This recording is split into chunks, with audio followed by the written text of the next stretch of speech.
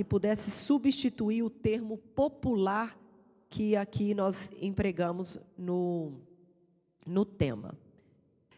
Porque, literalmente, nós vamos falar os perigos da igreja secular, que se tornou secular. Mas eu escolhi falar esse termo popular, e talvez você até poderia me dizer, né, pastora, nós poderíamos ter usado o secular. Mas eu creio piamente que por detrás de termos aparentemente simples, nós encontramos verdades muito perigosas, né? Porque quando nós olhamos para uma igreja e dizemos que a igreja é popular, nós podemos dizer que este termo ele é normal porque a igreja é do povo. Popular está ligado totalmente ao povo. Mas é aqui, igreja, que nós encontramos um grande equívoco. A igreja, ela é constituída pelo povo, mas ela não pertence ao povo. A igreja não é do povo. Mas, hoje, a igreja do século 21, ela está conduzindo a igreja como se fosse dela. Uma propriedade exclusiva. Por isso que as pessoas estão pregando aquilo que querem, as pessoas estão cantando aquilo que desejam, mas a igreja ela não é do povo, a igreja ela é do Senhor. E Deus, então, Ele não quer uma igreja popular, mas Ele quer uma igreja fiel.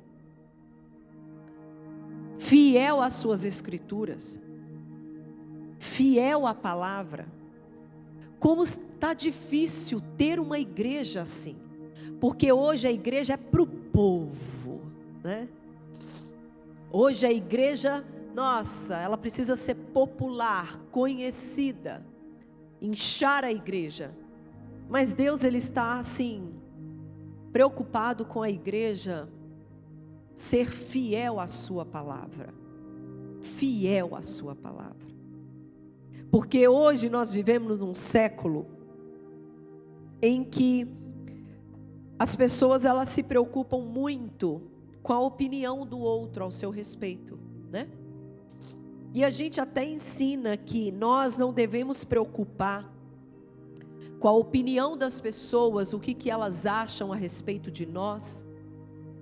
Mas a mensagem de hoje, ela vai fazer nós, como igreja, olhar para nós. E eu sei que cada um que está aqui sentado, ele tem uma opinião ao seu respeito. Mas não importa a opinião que as pessoas têm em relação a nós como igreja, estou falando indivíduo, ou até mesmo a opinião que você tem a respeito de você.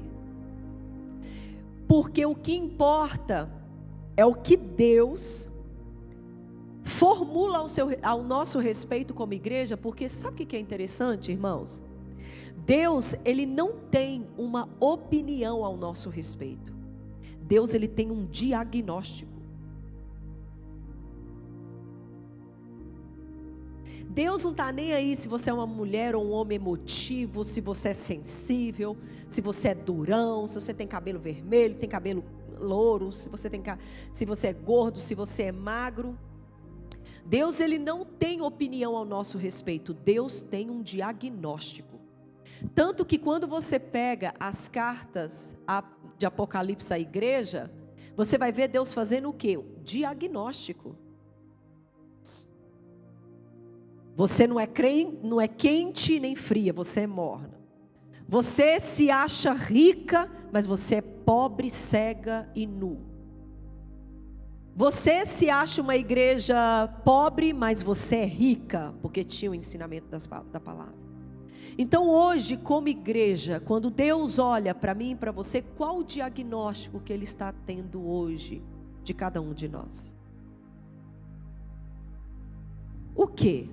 Elisângela, Edna, Bárbara, Érica, Iago, qual é o diagnóstico? Érica, tu é morna, tu é quente, Tu é uma pobre, cega e nu. O quê? Então hoje, para nós falarmos de uma igreja popular, né? Os perigos, não temos como não falar de nós. E nós vamos ler um texto. Eu gostaria que você abrisse comigo a sua Bíblia. Em Isaías, capítulo 6, do verso 1 a 8. Já preguei inúmeras vezes neste texto, mas não tem como falar a respeito de posicionamento como igreja se eu não falar de Isaías. Vamos ler? No ano em que morreu o rei Uzias, eu vi também ao Senhor, assentado sob um alto e sublime trono, e o seu séquito enchia o templo. Serafins estavam por cima dele, cada um tinha 6 asas, com 2 cobriam seus rostos, e com 2 cobriam seus pés, e com 2 voavam. E clamavam uns aos outros, dizendo: Santo, Santo, Santo é o Senhor dos exércitos, e toda a terra está cheia da tua glória.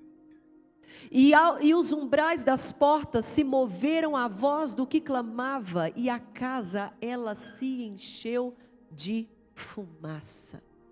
Então disse eu: ai de mim, pois eu estou perdido, porque eu sou um homem de lábios impuros e habito no meio de um povo de impuros lábios. E os meus olhos viram o Rei, o Senhor dos exércitos. Porém, um dos serafins voou para mim, trazendo na sua mão uma brasa viva, que tirara do altar com uma tenaz. E com a brasa tocou a minha boca e disse: eis que isto tocou os teus lábios, e a tua iniquidade foi tirada, e expiado o teu pecado. Depois disso, eu ouvi a voz do Senhor que dizia: a quem enviarei, e quem há de ir por nós? Então disse eu: eis-me aqui, Senhor, envia-me a mim. E igreja, a Bíblia, ela relata inúmeras passagens de homens e mulheres que se posicionaram diante de um chamado de Deus. Nós, como igreja aqui, nós temos um chamado, né? Posicionamento é uma ação de se posicionar em relação a algo. Mas o posicionamento não é levantar o dedo e falar assim: ei, eu tenho uma opinião a respeito desse assunto e daquele assunto. Não, é tomar uma atitude, é assumir um partido sobre um determinado assunto. Então, quando uma pessoa, ela diz que tem um posicionamento em relação a algo, significa que além dela ter formado uma opinião sobre este assunto em discussão, naquela temática, o que ela diz? Ela se posiciona em atitude para aquele assunto. Então, como cristãos que conhecemos ao Senhor, se posicionar é quando eu me posiciono na questão do que o reino me chamou para ser. Independente se você trabalha 24 horas por dia, se você tem filho, se você não tem filho, se você faz faculdade, independente, eu tenho que ouvir algo que está sendo chamado, né?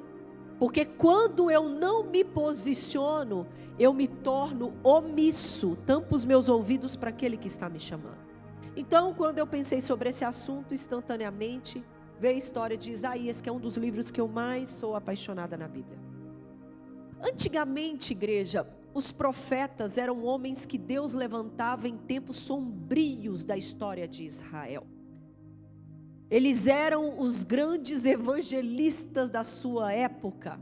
Eles eram os patriotas religiosos.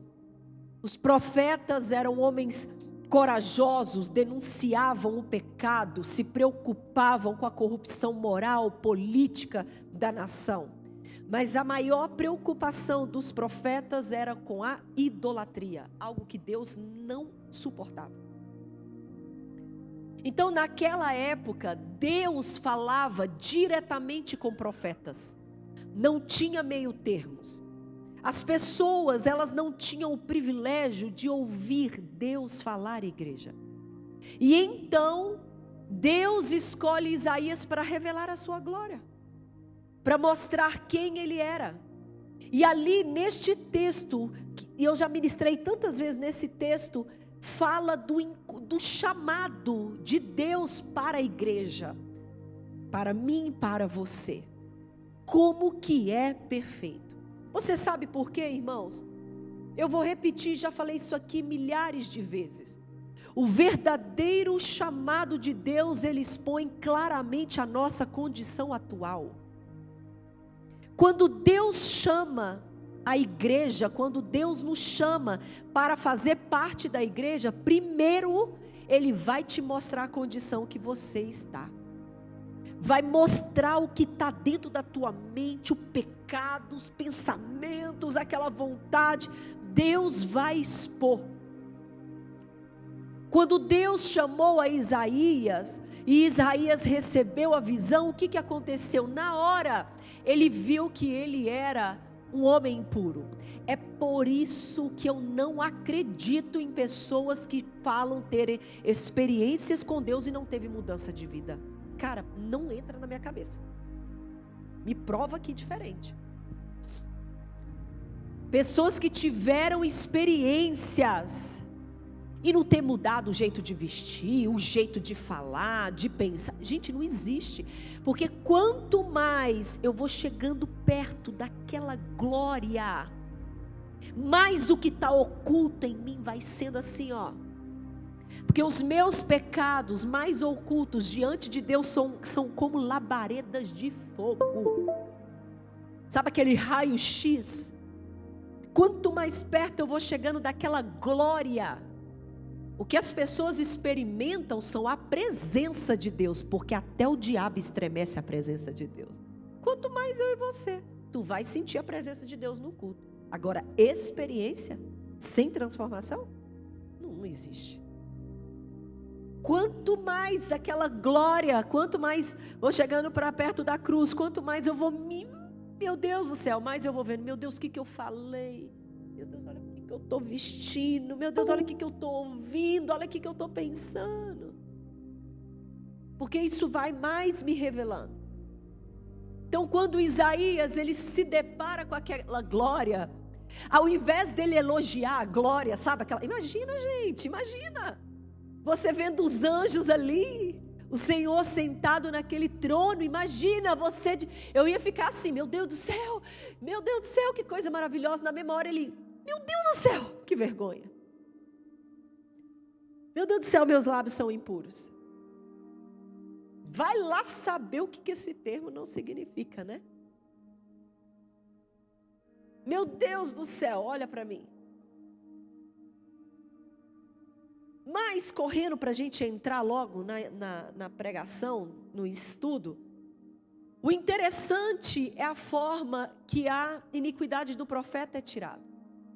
Né? Quando ele vê que ele está naquele jeito dele, a Bíblia fala que uns serafins pega uma brasa viva do altar e toca nos lábios de Isaías, e ali a iniquidade de Isaías é retirada, e logo depois que a iniquidade dele é retirada, o chamado ganha vida.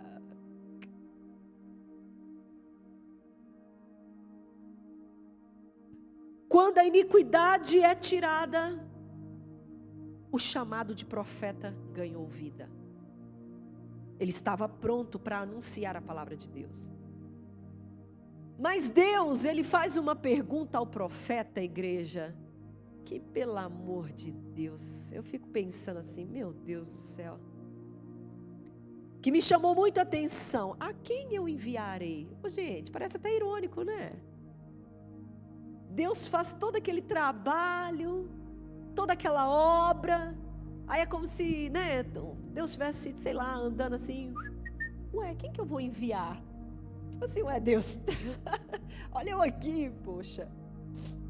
E Deus vira e fala, a quem enviarei? E quem há de ir por nós? Deus, ele não estava sendo irônico quando ele perguntou isso. A quem enviarei? É estranho, meu Deus, como assim? Deus revela a sua glória, Presta atenção. Para Isaías, purifica ele do pecado. E agora está me perguntando a quem enviarei? Claro, irmãos. Porque o posicionamento seria de Isaías. Deus nunca vai te obrigar a nada. Deus nunca vai obrigar você a ser professora da escola bíblica, de você limpar a igreja, de você ser um obreiro. Deus nunca vai te obrigar a nada. Pode ficar na sua vidinha do jeito que você quiser. Cuidando de menino, cuidando de casa, cuidando da empresa. Pode fazer o que você quiser. Deus nunca vai te obrigar a nada. Nunca Deus vai fazer isso. Porque Deus chama, mas quem ouve o chamado é aquele que recebeu a palavra. Não diferente. Nós fomos revelados à cruz. Nós fomos purificados pelo nosso pecado. Meu Deus do céu. Estou com vontade de voar. Purificou dos nossos pecados e Deus olha e fala assim: e aí, Érica, quem eu vou enviar? Tá cheio de gente aqui salvo, não tenho dúvida disso. Tá cheio de gente aqui que passou pela purificação, mas que ainda não se posicionou para o seu chamado, né? Como igreja. Então, Isaías, ele passou por todo esse processo e ele disse assim: eis-me aqui, Senhor. Deus nunca vai obrigar a nada. A resposta de Isaías denota o que? Uma prontidão. Eis-me aqui, voluntário e não obrigação a servir a Deus. Ele se colocou à disposição do chamado, do ofício. Irmãos, eu podia ter negado o pastorado e Deus não ia me fulminar por causa disso, não. A Bíblia fala o seguinte: ser tu uma bênção. Então eu podia estar na América ou no banco até hoje. É claro que você deixa de ir. Lembra de Jonas, da mensagem de domingo que eu ministrei aqui? Você deixa de viver, né? A desobediência vai levar a você deixar de viver propósitos em Deus. Claro que nós seremos cobrados. Mas eu me coloco à disposição para o chamado. Sabe, igreja, por isso que eu amo o livro de Isaías, foi ele que anunciou a vinda de Jesus. E essa vinda que mudaria para sempre a nossa vida, o nosso chamado, a nossa missão. Um anjo que teve que tocar os lábios de um homem, para que ele fosse limpo. E para nós, o Senhor enviou o seu Filho, o único Filho, para retirar o meu pecado. Antigamente, eram poucos que ouviam a voz de Deus, mas depois que Jesus entregou a sua vida naquela cruz, o véu se rasgou. Então, as janelas, portas, você pode conjecturar o que você quiser, foram abertas. E a partir de então, todos podem ouvir a voz de Deus. Todos podem ter acesso ao trono de Deus através dessa nova aliança. E o que essa nova aliança nos proporcionou como cidadãos, igreja, cada um de nós? Naquele tempo, os homens só se posicionavam para o chamado. Gente, meu Deus, obrigada, meu Senhor, que amor é esse? Era só o acesso ao chamado. Mas nessa nova aliança, além do acesso ao chamado, ele disse o quê? Eu vou dar a vocês poder. Vocês farão obras maiores do que eu fiz. E não só isso. Vocês serão co-herdeiros de Deus. Sacerdócio santo.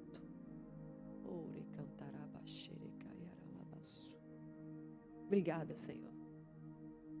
Os meus tesouros seriam abertos. Autoridades para pisar a cabeça de escorpiões e de serpentes. Para dizer a um mudo, fala e ele fala. Ao surdo, ouve e ele ouve. Cego, abre os teus olhos e ele abre. Vocês são meus herdeiros. herdeiros, tudo que é do Pai é meu.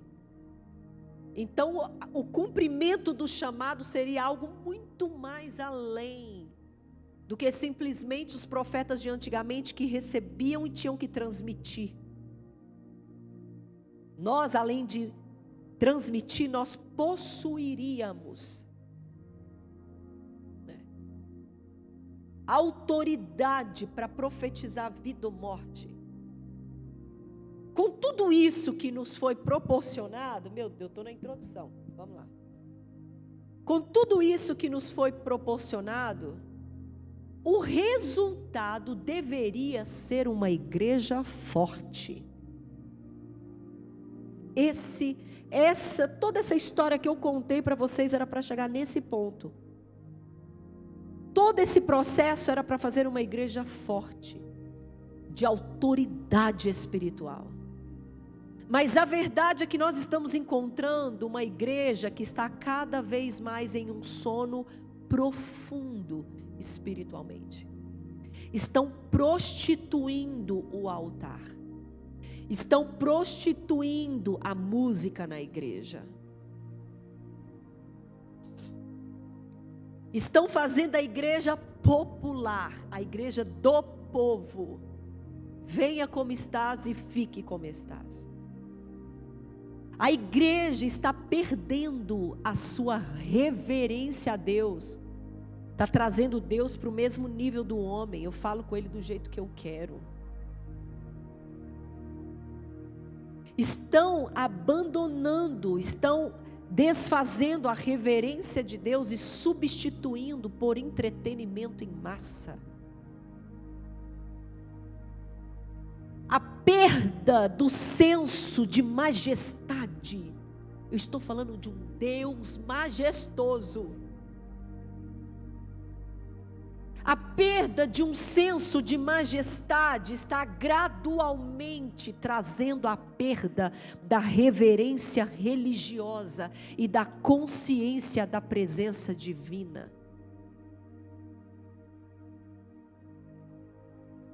Mas então o que está acontecendo? Se nós temos todas essas ferramentas que rapidamente eu relatei aqui com vocês, disponíveis para continuarmos a nossa jornada aqui até o dia que o Senhor vier nos buscar, por que a igreja está chegando nesta situação? Eu gostaria de abordar 2 problemas que têm impedido com que cada um de nós, eu e você, venhamos a nos posicionar para esse chamado de igreja que o Senhor tem para nós. Eu, Érica, e cada um de vocês aqui, para o nosso chamado. O primeiro, eu gostaria de falar, eu gosto muito dessa palavra. Eu gosto dessa palavra porque ela é bem assim, compreensível, encantamento.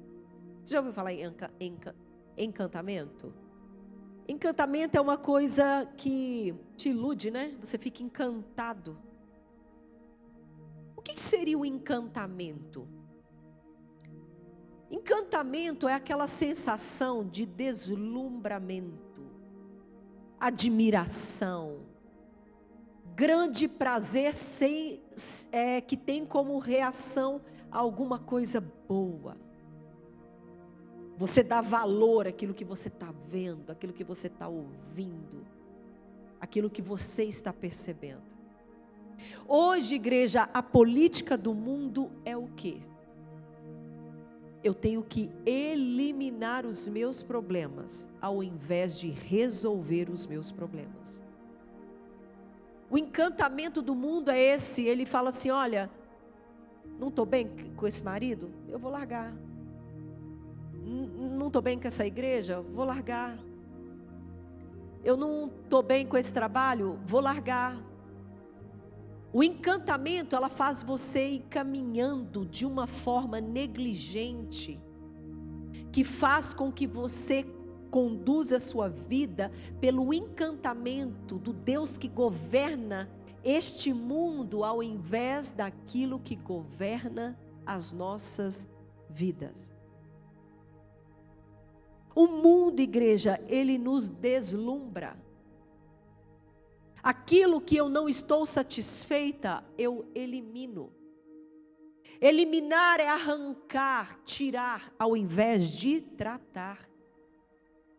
Por isso que muitas pessoas, elas caem nos mesmos erros e cometem as mesmas falhas. Porque não tratam as suas vidas na palavra. Preste bem atenção. O mundo, ele está em decadência. Nós estamos encantados com este mundo, por causa das condições que este mundo nos dá, por causa das condições das coisas naturais, a busca do materialismo, o crescimento, o status. Nós estamos vivendo, igreja, algo que a gente sempre prega aqui, o tempo da filosofia, o evangelho filosófico. É da natureza da filosofia não se conformar com respostas únicas, definitivas, rígidas e estáticas. A função da filosofia é o quê, irmãos? Dizer ao contrário. Afirmar a valorização do questionamento. Cara, eu quero ser feliz. Mas a qual preço? A qual preço? O encantamento do mundo te leva à satisfação do querer ser feliz. Mas o querer ser feliz, ele vai te levar para a satisfação própria. Vontade própria. Por que eu não posso fazer o que me faz sentir livre? Parece que o evangelho está me engessando, quer controlar o que eu penso, o que eu visto, o que eu falo, com o que eu me relaciono. Esse evangelho está me engessando. Essa é a filosofia do mundo. Eu não estou, igreja, discutindo situações de embasamento bíblico para algumas decisões que nós devemos tomar. Mas estou abordando os fundamentos do pensamento filosófico mundano. E eu também não estou dizendo, igreja, que nós não devemos questionar. Não é isso. Jamais. Não tem nada mais gostoso do que você conversar. Gente, tem pavor de você conversar com uma pessoa que é igual uma marionete. Você gosta de arroz? Gosto. Você gosta de água? Gosto. Caramba, a pessoa não fala tudo que você... Tudo é sim, sim. Não, gente. É bacana você pessoas terem opiniões diferentes. Porque opiniões diferentes faz seus olhos abrir para coisas diferentes. Então eu não estou falando que nós não podemos questionar, não é isso. Mas os questionamentos da nossa lógica humana jamais devem comprometer os valores bíblicos. Essa é a diferença da igreja fiel à igreja popular. Os questionamentos da lógica humana jamais devem comprometer os valores bíblicos. Hoje, o corpo que forma a igreja está em busca da felicidade, mas estão ignorando os direcionamentos bíblicos.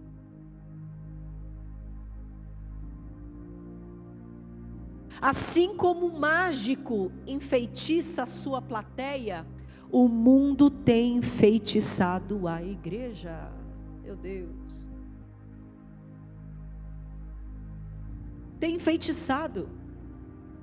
O salmista orou lá em Salmos 119, 18. Olha o que o salmista disse.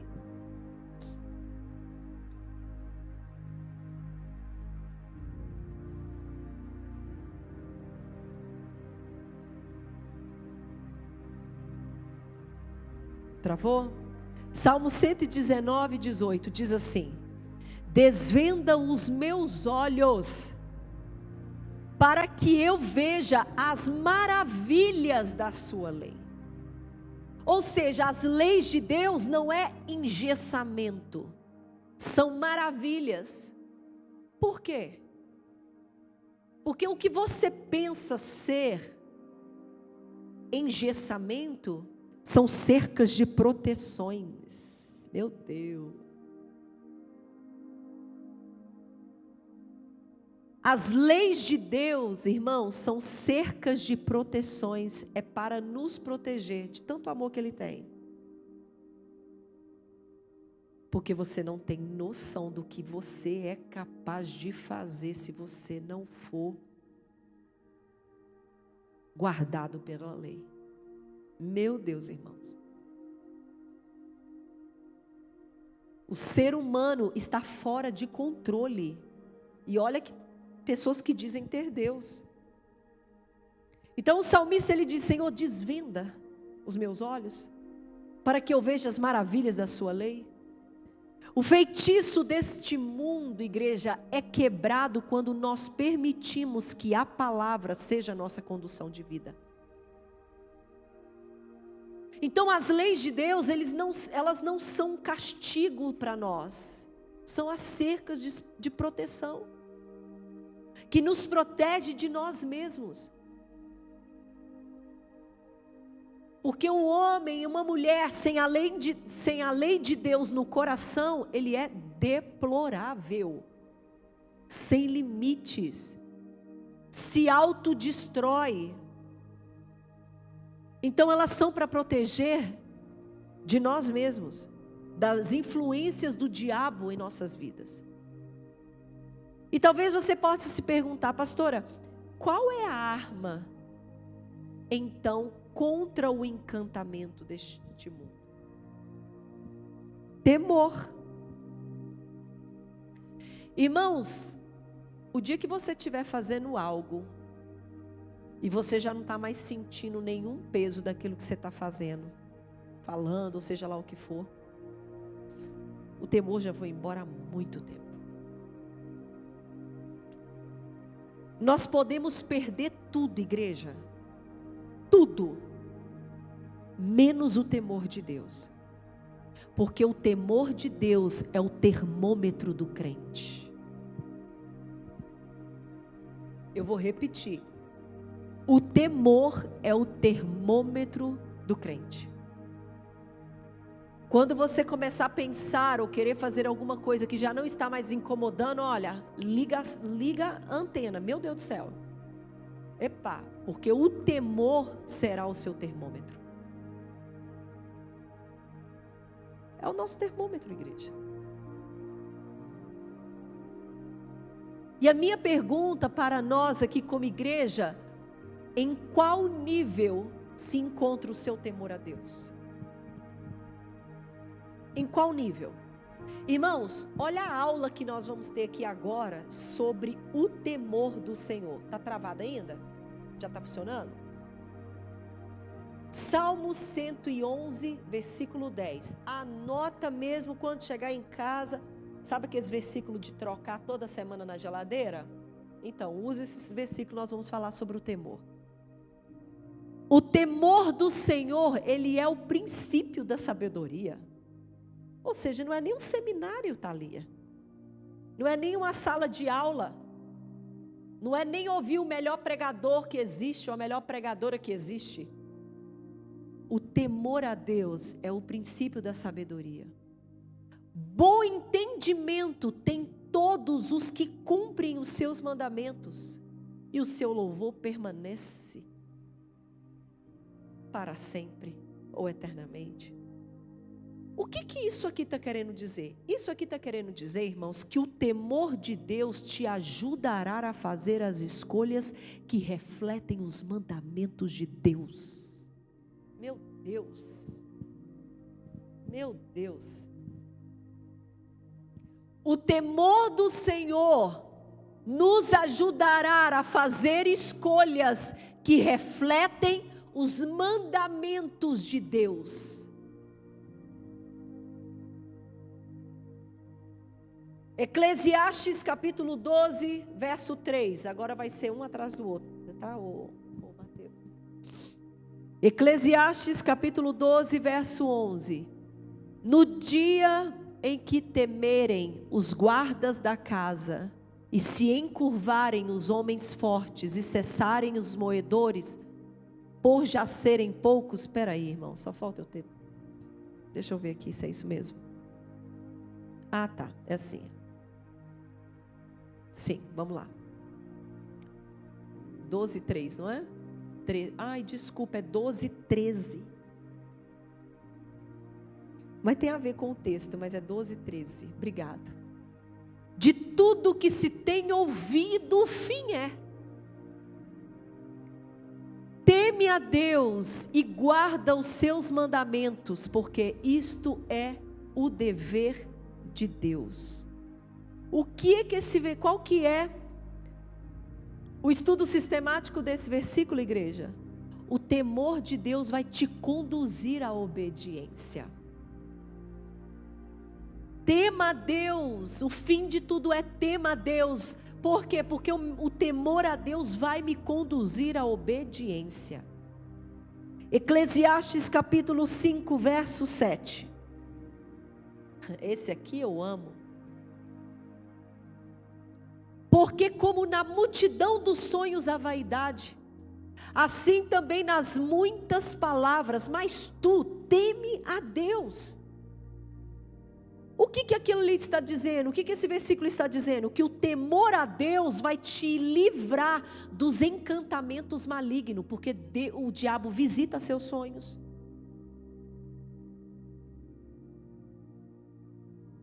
O diabo visita lançando intenções e ideias na nossa mente. Não foi assim que ele fez com Judas? Lançou primeiro uma ideia e quando ele aceitou a ideia, Satanás o tomou posse. Em meio a sonhos, multidões de sonhos à vaidade. Mas tenha temor a Deus, porque o temor a Deus nos livrará dos encantamentos malignos. 2 Coríntios capítulo 7, verso 1, que diz assim: ora, amados, pois que temos tais promessas, purifiquemo-nos de toda imundície da carne e do espírito, aperfeiçoando a santificação no temor do Senhor. Qual a mensagem desse versículo, irmãos? O temor a Deus nos manterá no caminho da santidade. No caminho da santidade. Aqui está o termômetro da igreja. Quantas igrejas já perderam o temor de Deus? Quantas pessoas já perderam o temor de Deus e já misturado o profano com o que é santo? Meu Deus, está uma salada mista. Como está o seu temor a Deus, igreja? Como está? Você deseja saber como anda a sua caminhada com Deus? Vou te dar uma dica. Observe como anda o seu temor a Ele. Tem o seu temor a Deus lhe impedido de falar o que você tem falado? Tem o seu temor a Deus te impedido de pensar o que você tem pensado? Tem o seu temor a Deus te impedido de fazer o que você tem feito? Meu Deus. Tem o temor de Deus sido um freio na sua vida? Glória a Deus. Tem o temor de Deus freado a sua carne? Irmãos, quando o salmista presenciou o pecado dos perversos, o seu coração revelou o motivo. O salmista, ele disse assim: não há temor de Deus perante os seus olhos. Ou seja, ao deixar de temer a Deus, eles não hesitavam em pecar contra Deus. Parece um piloto automático, você só vai. Lá no seu consciente, nossa, meu Deus, está errado, mas você continua indo. Preste atenção, o medo das consequências, olha que fantástico isso aqui, irmãos. O medo das consequências não será eficaz o suficiente se o temor de Deus desaparecer da vida do homem. Por quê? Porque ele não consegue medir as consequências.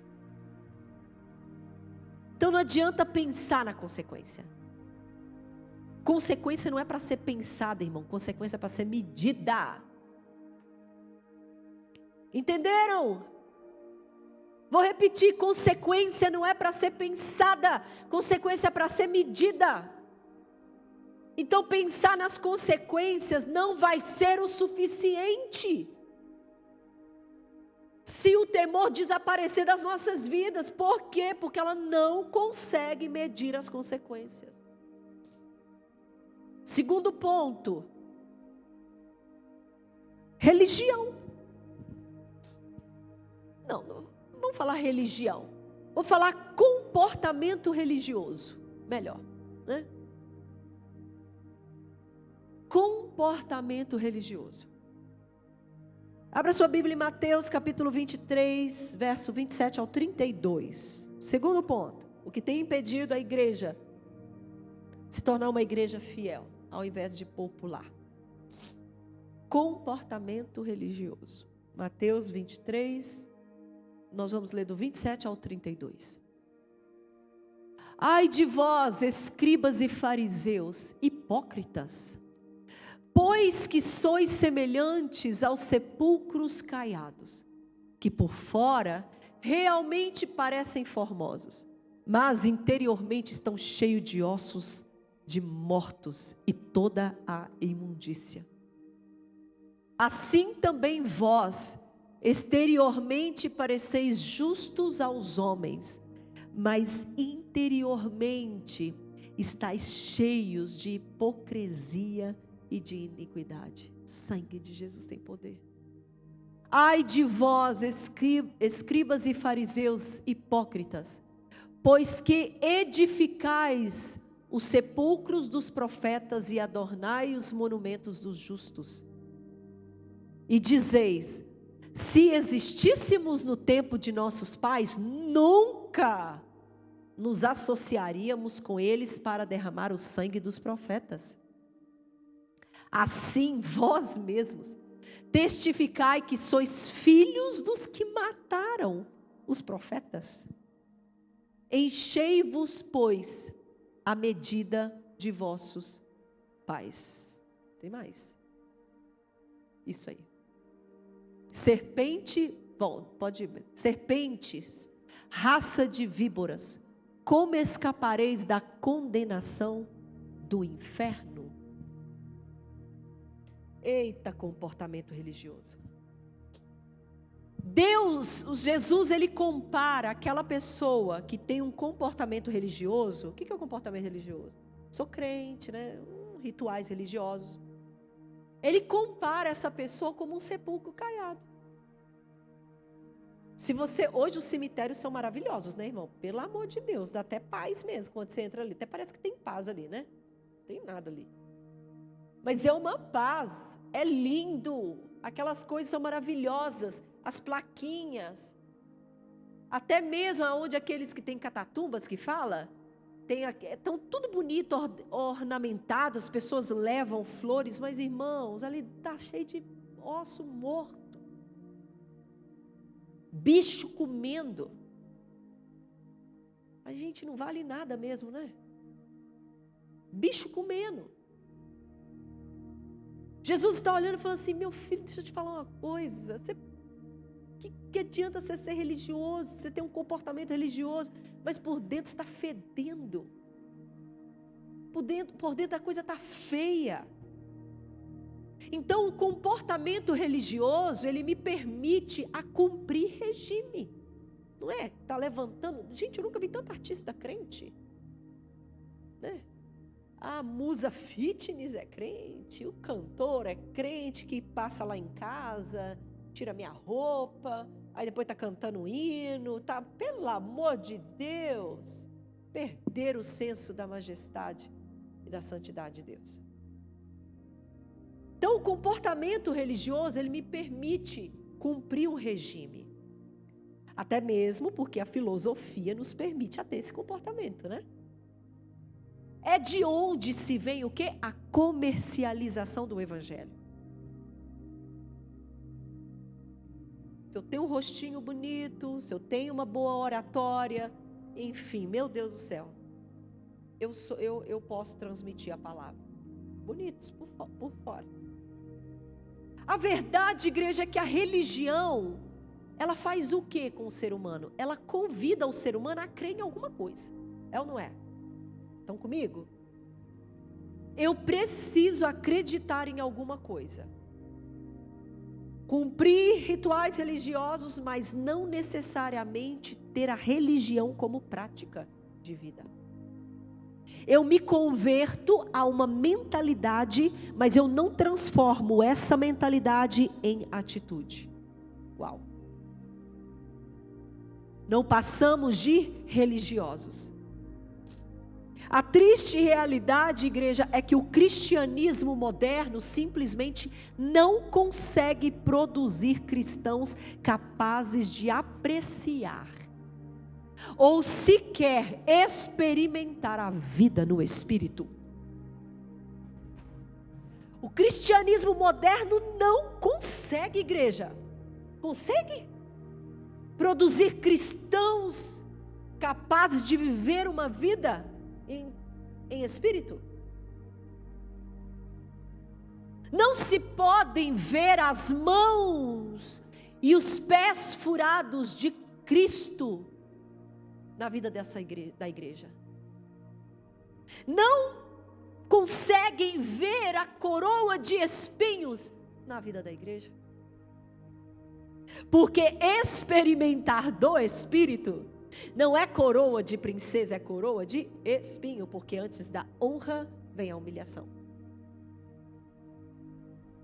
O cristianismo moderno não consegue conduzir pessoas a viverem uma vida, que experimentem a viver uma vida no Espírito.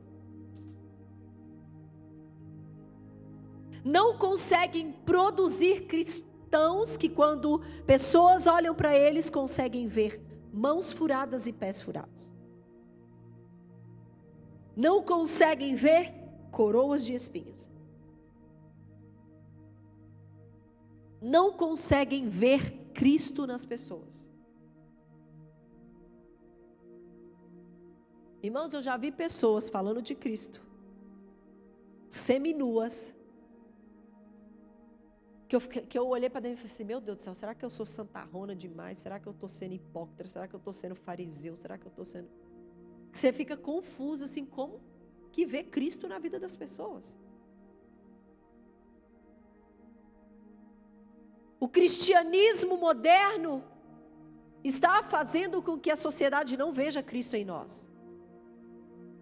Nós estamos representando uma placa de denominação, mas falta em nós as impressões de Cristo.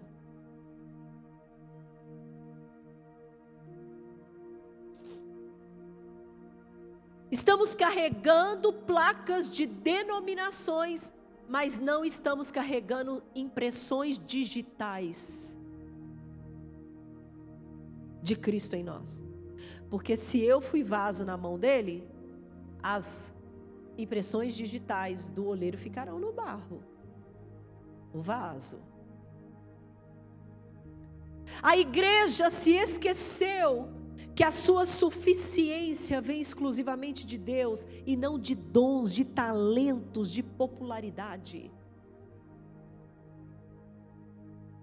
Os milagres, sinais, maravilhas estão escassos, mesmo sendo altamente disponíveis para a igreja. Meu Deus. Os cristãos estão vivendo com a ausência de Jesus, sem limites, encantados pelo mundo e fundamentados em um evangelho de entretenimento, fazendo com que a igreja fique vulnerável às armadilhas de Satanás e seus demônios. Não conseguem lutar, por quê? Porque não sabem como. Não conseguem lutar, por quê? Porque só existe uma coisa que Satanás reconhece: o sangue de Jesus.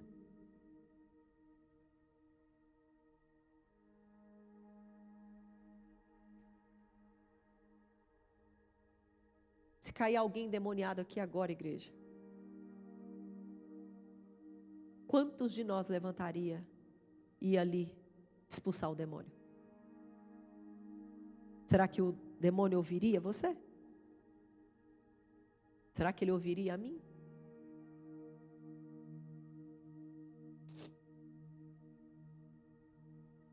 Ele ia olhar para nós e falar assim: não te conheço. Você? Ou ia falar: te conheço, e ia... que ele ama envergonhar. Os demônios não reconhecem nome de placas, de denominações. Os demônios não reconhecem dons, não reconhecem talentos. Eles reconhecem o sangue de Jesus sobre a vida de uma pessoa. A autoridade que a cruz liberou sobre a vida daquela pessoa. Meu Deus. Ele reconhece o nome de Yeshua.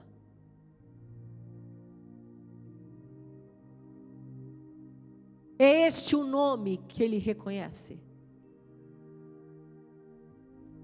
A igreja está vazia, sem vida de Deus. E quando nós estamos vazios de Deus, o vazio se acaba enchendo do que está disponível para nós, o mundo.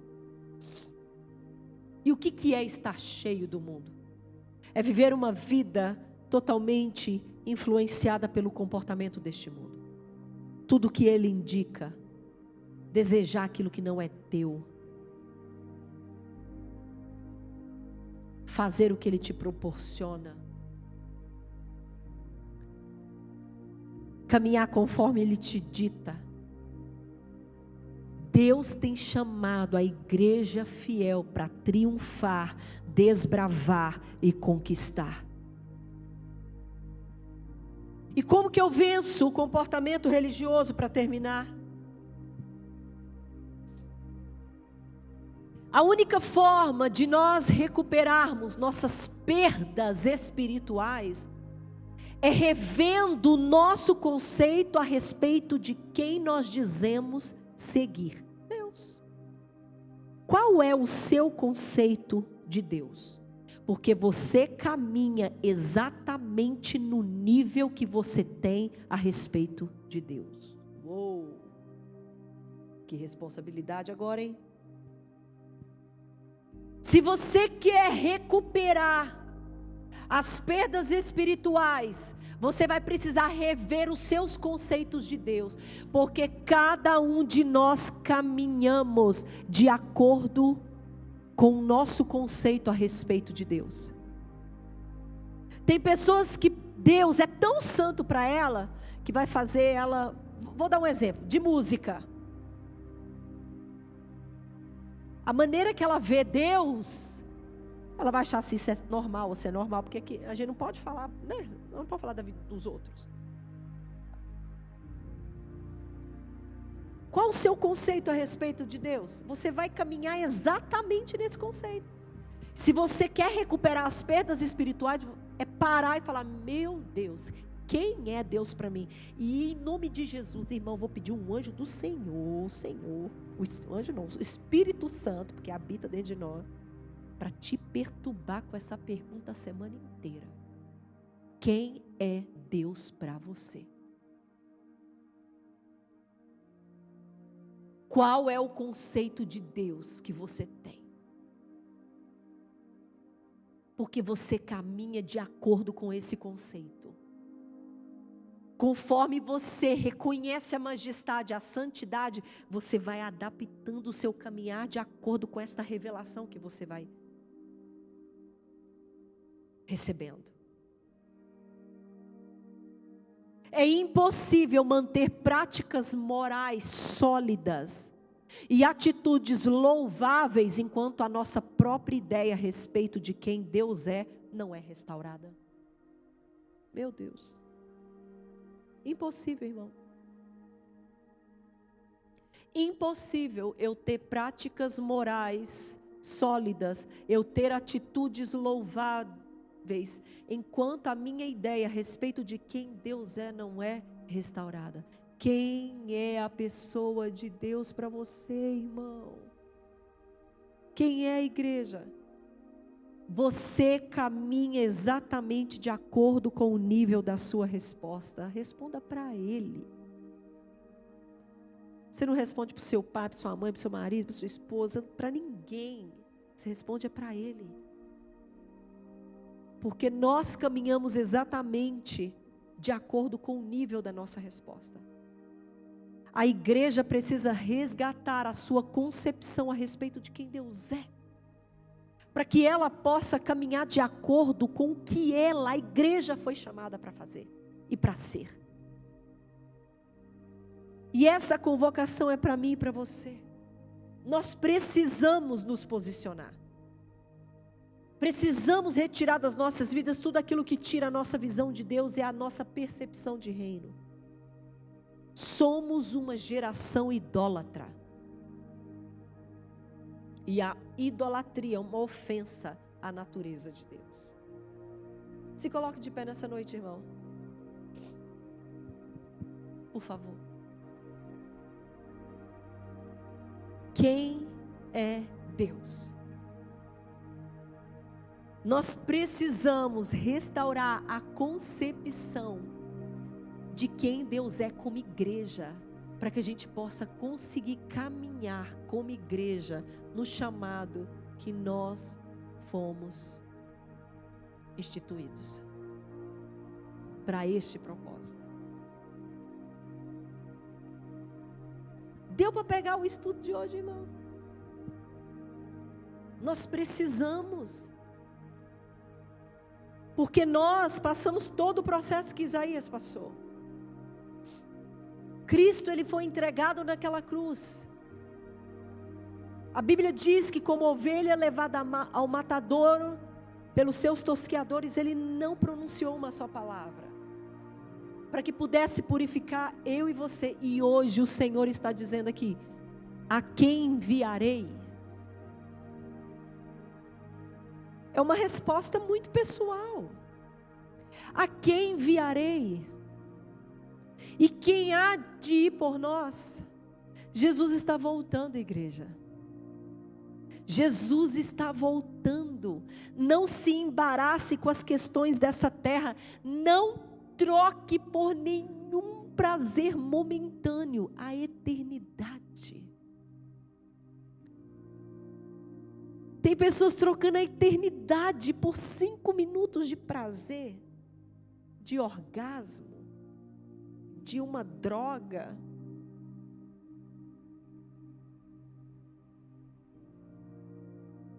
De dinheiro. Nós não vamos levar nada dessa terra. Nem casa, nem carro, nem dinheiro, nem nada. Nada nós vamos levar dessa terra. A quem eu enviarei? E quem há de ir por nós?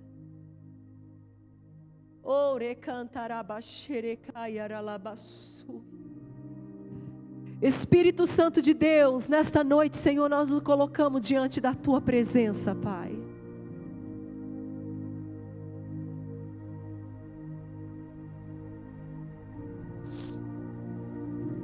Que privilégio, Senhor.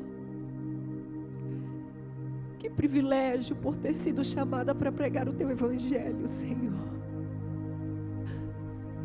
Que privilégio, Senhor, podermos ser chamados pelo Senhor, ó Pai, para cumprir o Teu propósito. Chegará o dia, Senhor, que como igreja nós o veremos face a face. E entregaremos ao Senhor, ó Deus querido, a nossa obra, porque nós teremos combatido o bom combate, Senhor. Senhor, a nossa caminhada aqui neste lugar, Senhor, é como uma corrida. Rumo, ó Deus querido, ao prêmio. Mas o nosso prêmio, Senhor, não é troféus de ouro. Não é um cheque, Senhor, não é um dinheiro, ó Pai querido. A nossa corrida é para o maior prêmio, Senhor, a coroa incorruptível, Senhor. Senhor, a coroa que o Senhor nos dará do que vale, Senhor, ganhar este mundo inteiro e perder a nossa alma. Senhor, nós queremos obedecer o Teu chamado, nós queremos obedecer a Tua voz, nós queremos, ó Deus querido, caminhar segundo ao chamado do Senhor, segundo, ó Deus querido.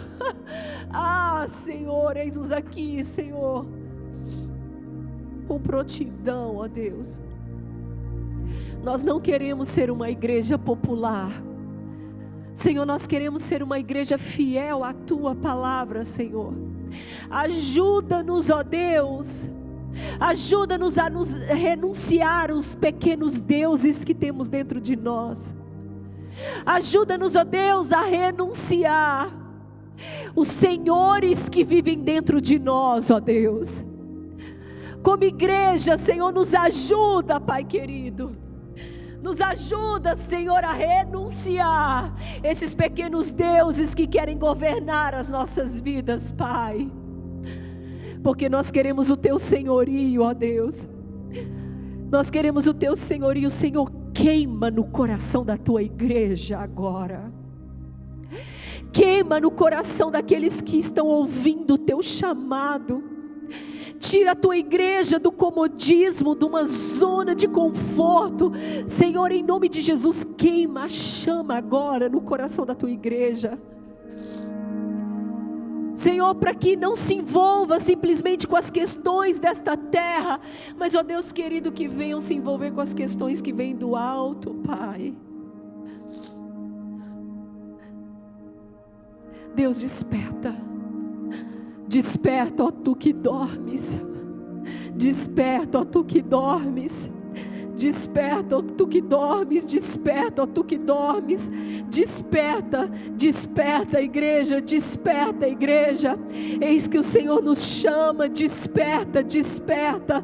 Senhor, eis que o Senhor nos chama, nos chama, nos chama. Desperta, ó Tu que dormes, e a luz de Cristo resplandecerá. Senhor, lâmpada para os meus pés é a Tua palavra, Deus. Nossos caminhos jamais serão tortuosos se a Tua palavra, Senhor, for aquela que conduza os nossos caminhos, ó Pai. Nós submetemos as nossas vontades, os nossos desejos pessoais à Tua vontade, ao senhorio do Teu querer, porque nós desejamos estar no centro da vontade do Senhor. Coloca fogo nos nossos lábios, ó Deus.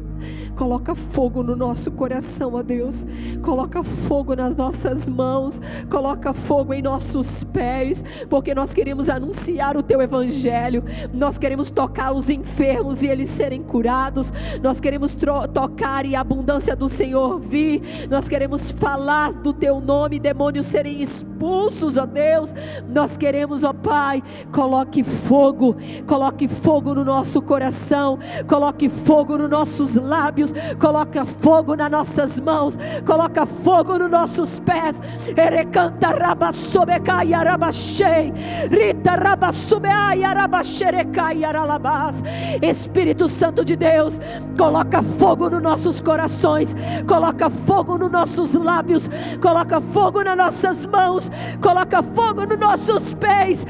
Senhor, bem-aventurados aqueles que anunciam as boas obras do Senhor, ó Deus. Senhor, eis-nos aqui, ó Deus. Eis-nos aqui, ó Deus. Eis-nos aqui, Senhor. Envia-nos a nós, ó Deus. Envia-nos, ó Deus. Envia-nos, ó Deus, porque queremos ser testemunhas, tanto em Jerusalém, como em todo este confim desta terra. Nós queremos, ó Deus, serem testemunhas do Teu evangelho.